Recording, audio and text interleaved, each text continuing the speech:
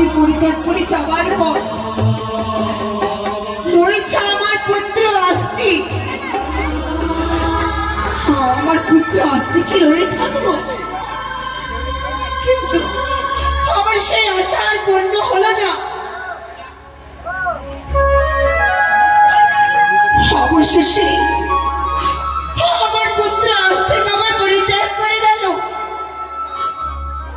পেলাম না আমি স্বামীর সুখ, পেলাম না আমি সন্তানের ভালোবাসা। এদিকে আমার মাতা পার্বতী আমার সে কন্যা বলে গ্রহণ করতে চায় না। আমি এখন কোন পথে যাব? কে আমায় উপায় বলে দেবে? কিন্তু কে আমি দর্শন করি? এই ধরার বুকে সকলে যেন বিশ্বমা জানে বিশ্ব পূজিতা হয়েছে। তবে কি আমি পূজিত হতে পারবো না?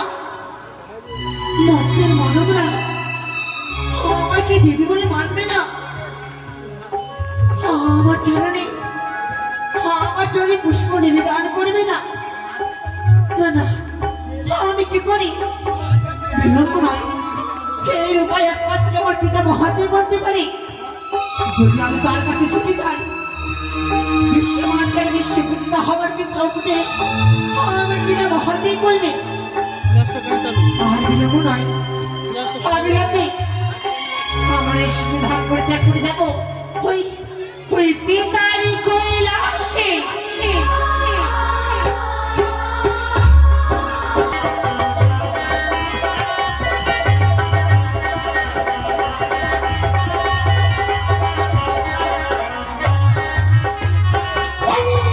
শান্তি শান্তি স্বর্গ মধ্য এই ত্রিভুবন আমি বিচরণ করি। মনে পড়েছে সেই চন্দ্রের কলহ মোহর পুত্রী কত যেন পুত্র সজের ভিতর দিয়েছিল আস্তিক, সেও তাকে পরিত্যাগ করেছে।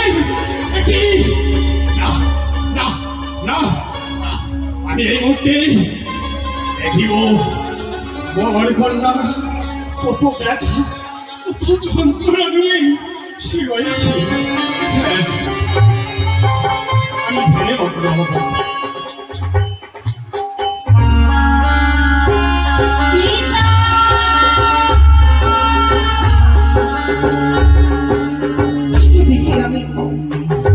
দেখি আমি ধ্যানে মগ্ন হয়ে রয়েছি। না না, আমি পিতার আমি ধ্যান ভঙ্গ করি না কেন?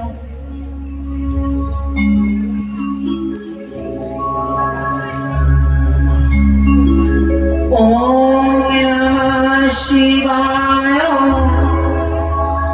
নমঃ শিবায়,